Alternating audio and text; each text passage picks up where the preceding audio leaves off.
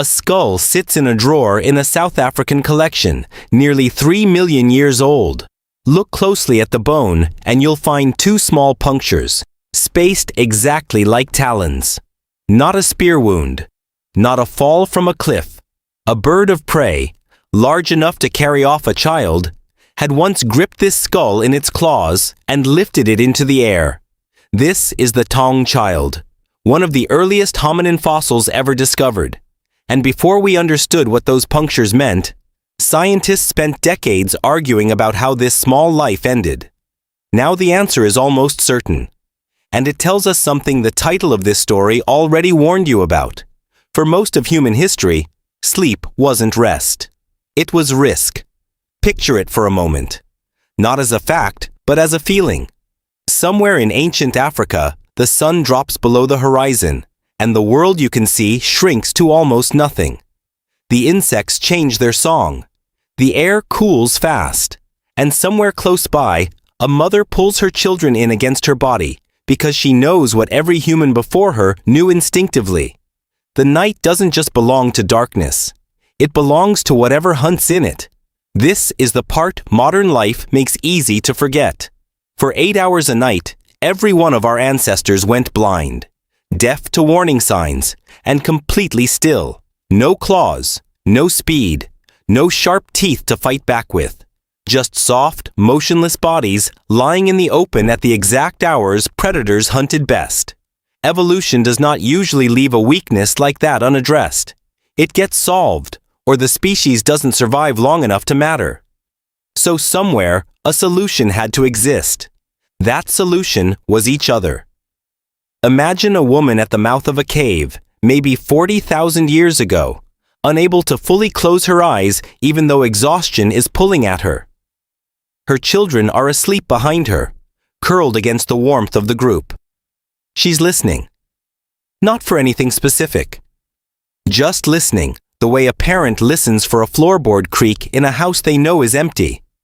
Somewhere out past the firelight, something moves through brush, and she doesn't breathe until the sound moves on.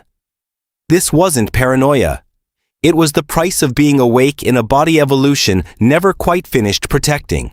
Nearly 1 million years ago, in a cave now called Wonderwork, someone solved part of that problem. Archaeologists found an ash layer pressed into the rock there, dated far earlier than anyone expected controlled fire to exist. For a long time, this discovery was filed under human innovation. Early cooking, early technology. But look at it again, and a simpler explanation emerges. That fire wasn't primarily about food. It was about the dark outside the cave being full of teeth.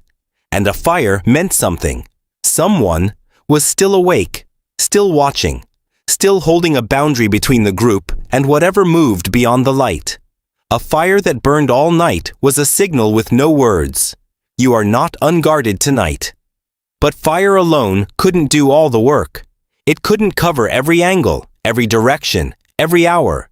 So there had to be another layer of defense. One built not from flame, but from proximity. At Shanidar Cave in what is now northern Iraq, researchers uncovered the remains of Neanderthals arranged in careful, deliberate clusters, close enough that their positioning looks intentional rather than accidental. This wasn't only about how they were buried. Anthropologists studying the site argue it reflects something about how these people actually lived, night after night, for generations.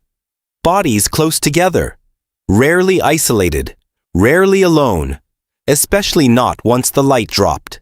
The cave's narrow entrance became a natural choke point, easy for even a small group to defend against something that couldn't fit through, couldn't see well enough to navigate it, couldn't overwhelm several bodies packed shoulder to shoulder in the dark. Sleeping close wasn't affection dressed up as strategy. It was strategy that happened to feel like affection, and maybe that's exactly why it worked so well for so long. Here's where the story takes a turn most people don't expect. When researchers studied the Hadza, a hunter-gatherer community in Tanzania who still sleep today without walls, without locks, without electric light, they found something almost eerie in the data. At nearly any given point during the night, someone in the group was awake. Not standing formal guard, not assigned a shift by anyone.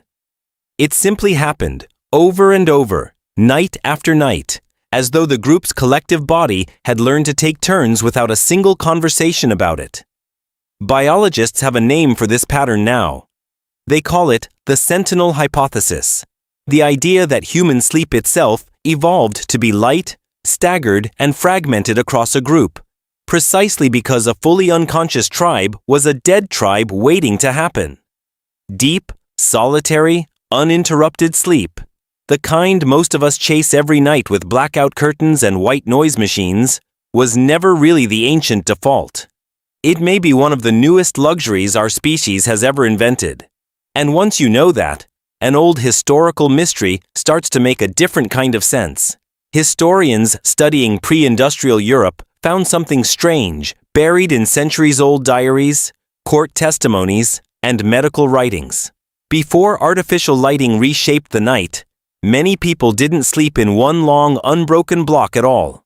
They described a first sleep that began not long after dark, followed by an hour or more of quiet wakefulness in the deepest part of the night, and then a second sleep that carried them through to morning. During that waking window, people prayed, whispered to each other, tended the fire, or simply lay still in the dark with their thoughts. It wasn't insomnia, and no one treated it as a problem, because everyone experienced it. It was simply how a body raised on old instincts still behaved, centuries after the worst predators had mostly disappeared. Then candlelight arrived, followed by gas lamps, followed eventually by electric bulbs, and the natural architecture of the night quietly collapsed. Sleep compressed into a single block. The watch ended. But whatever ancient instinct built that watch in the first place didn't vanish. It just lost its purpose and went looking for somewhere else to surface.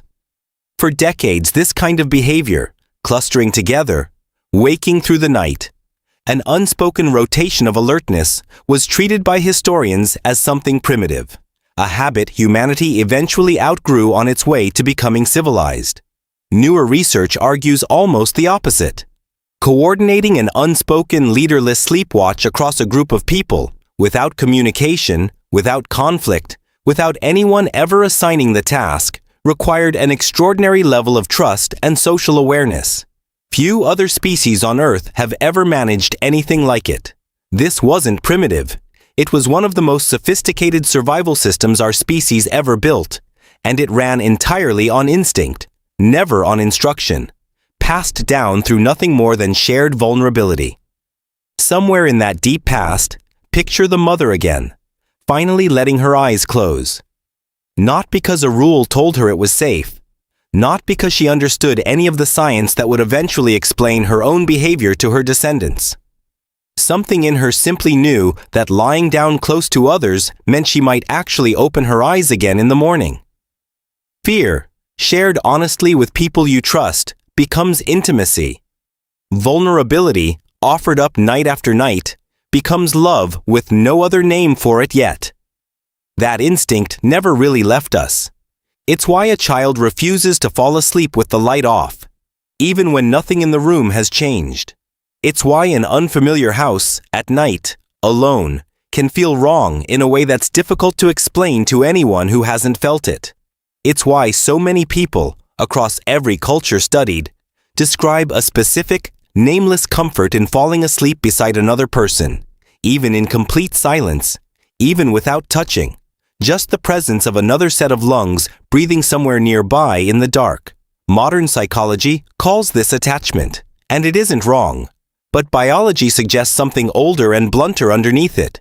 It might simply be the last living echo of a world where sleeping alone could get you killed, and where the people who survived long enough to become our ancestors were, without exception, the ones who never quite believed that darkness was harmless. Which brings us back to that skull in the drawer, and that fire in Wonderwork Cave, and those bodies at Shanidar arranged close together on purpose, generation after generation.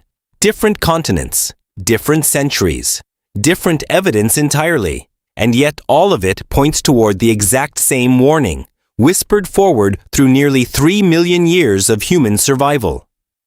The predators are mostly gone now. The caves have become bedrooms. The fires have become nightlights. And the sentries have become locked doors and security systems blinking quietly in the corner. But somewhere in the oldest, least reasonable part of you, something still checks the dark before it lets go. Something still listens, just for a moment, for another breath in the room. And on the loneliest nights, something in you still wishes, without knowing exactly why, for someone else to help keep the watch until morning.